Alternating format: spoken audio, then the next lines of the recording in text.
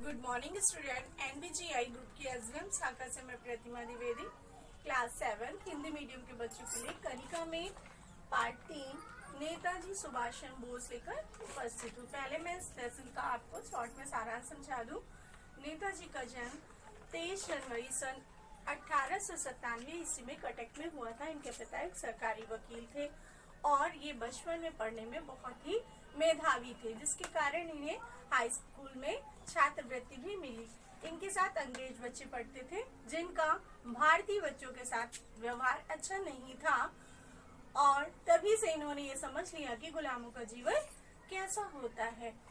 स्वामी विवेकानंद के विचारों का इन पर अच्छा प्रभाव पड़ा, जिसके कारण इन्होंने बच्चा जीवन से ही दीन दुखियों की सहायता करना प्रारंभ कर दिया। अब आते हैं पाठ के प्रश्नोत्तर की ओर।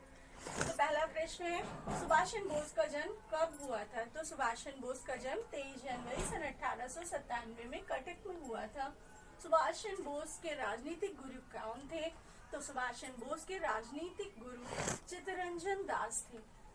अगला प्रश्न, अमेरिका ने जापान के किन शहरों पर अणु बम गिराए? तो अमेरिका ने जापान के नागासाकी और हिरोशिमा पर बम गिराए। नेताजी सुभाष चंद्र बोस का विमान दुर्घटनाग्रस्त कब हुआ? तो नेताजी सुभाष चंद्र बोस का विमान दुर्घटनाग्रस्त उस समय हुआ जब वे विमान से टोक्यो जा रहे थे। अगला प्रश्न, रोज लोग सुभाष चंद्र बोस को क्या कहकर पुकारते थे? तो लोग सुभाष चंद्र बोस को नेताजी कहकर पुकारते। दीर्घोत्तरीय प्रश्नों में पहला प्रश्न है, सुभाष चंद्र बोस पर स्वामी विवेकानंद के विचारों का क्या प्रभाव पड़ा? तो सुभाष चंद्र बोस पर स्वामी विवेकानंद के प्रभावों का अत्यंत गहरा प्रभाव पड़ा, जिससे उन्होंने छात्र जीवन से ही दीन दुखियों की सहायता करना प्रारंभ कर दिया और लोगों के विषय में अच्छे विचार रखने लगे। अगला प्रश्न, सरकार ने सुभाष चंद्र बोस को रिहा करने के लिए क्या शर्त रखी? तो सरकार ने सुभाष चंद्र बोस को रिहा करने के लिए ये शर्त रखी कि वह रिहा होते ही भारत छोड़कर चले जाएंगे। अगला प्रश्न है, सुभाष चंद्र बोस जर्मनी छोड़कर जापान क्यों चले गए? सुभाष चंद्र बोस जर्मनी छोड़कर जापान इसलिए चले गए कि उन्हें ऐसा लगा कि जर्मनी में उनकी योजना सफल नहीं होगी और जापान में जापानियों द्वारा भारतीय सैनिकों को बंदी बनाए जाने वाले लोगों से उन्होंने आजाद हिंद फौज का गठन किया। अगला प्रश्न, सुभाष चंद्र बोस ने सेना और देश के लोगों को संबोधित करते हुए क्या कहा? तो नेताजी सुभाष चंद्र बोस ने सेना और देश के लोगों को संबोधित करते हुए कहा कि हमारे देश को अब हमारी आवश्यकता है, हमें अपना खून बहाना होगा, तुम हमें खून दो, हम तुम्हें आजादी देंगे। अगला प्रश्न, किस घटना के बाद जापान ने घुटने टेक दिए? तो नागासाकी और हिरोशिमा की घटना के बाद जापान ने घुटने टेक दिए। इसके बाद है पंक्तियों को भाव स्पष्ट करना है। पहली पंक्ति है, वे किसी भी कीमत पर देश को स्वतंत्र देखना चाहते थे, इसलिए हिंसा के मार्ग पर चलने में भी उनके कदम नहीं डगमगाए। कहने का तात्पर्य है उन्हें अपनी स्वतंत्रता प्रिय थी, जिसके लिए उन्हें जो भी मार्ग चुनना पड़े वो उन्होंने चुना और उन्हें सभी मार्ग उचित लगे। उन्हें अपनी आजादी से मतलब था, इसलिए उन्हें सब कुछ उचित लगा। अगला है पंक्ति, युद्ध तो युद्ध है, कभी भी पासा पलट सकता है। कहने का तात्पर्य है युद्ध होता है, उसमें कोई अनुमान नहीं लगा सकता है कि कौन जीतेगा, परिणाम तो अंतिम में ही पता चलता है। जीतते जीते युद्ध हारा जा सकता है और हारते हारते जीता जा सकता है।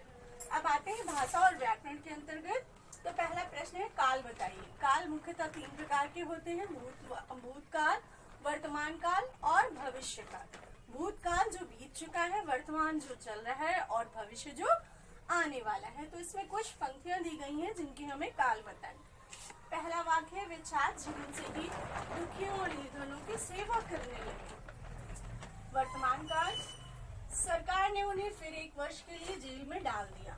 ये वाक्य भूतकाल का है। आजादी बलिदान मांगती है, ये वाक्य वर्तमान काल का है।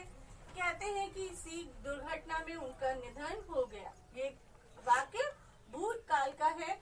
उनकी देशभक्ति और साहस युगों तक देश के नवयुवकों के हृदय में प्रेरणा जगाते रहेंगे, ये वाक्य भविष्य काल का है। अगला प्रश्न है, पाठ से खोजकर 10 अरबी, फारसी, उर्दू और 10 अंग्रेजी से आए हुए शब्दों को लिखना है। तो पहला है अरबी, फारसी, उर्दू से आए हुए शब्द, गिरफ्तार, परीक्षा, लाश, सिपाही, आजाद, काबुली, जहाज, जर्मनी, आजाद, आजादी और फौज। फिर है अंग्रेजी से आए हुए शब्द, captain, matric, school, mayor, block, Hitler, radio, transistor, presidency और कॉलेज। इसके बाद है निम्नलिखित मुहावरों का अर्थ लिखकर वाक्य में प्रयोग कीजिए। तो यहाँ पर मैंने मुहावरे और अर्थ लिखे हैं, वाक्य प्रयोग स्वयं से करना है। आंखों में धूल झोंकना मतलब धोखा देना, तो चोर पुलिस की आंखों में धूल झोंक कर भाग गया। अगला है हाथ मलते रह जाना, लोमड़ी को अंगूर नहीं मिले तो वह हाथ मलती रह गई। छक्के छुड़ाना, हौसले पस्त करना, भारतीय टीम ने पाकिस्तानी टीम के छक्के छुड़ा दिए। पासा पलटना, वह टीम जीत रही थी परंतु पासा पलट गया। घुटने टेक देना, जापान की सेना ने अमेरिका के सामने घुटने टेक दिए। आज के लिए बच्चों इतना ही, नेक्स्ट वीडियो में फिर मिलेंगे, तब तक के लिए धन्यवाद। Have a nice day.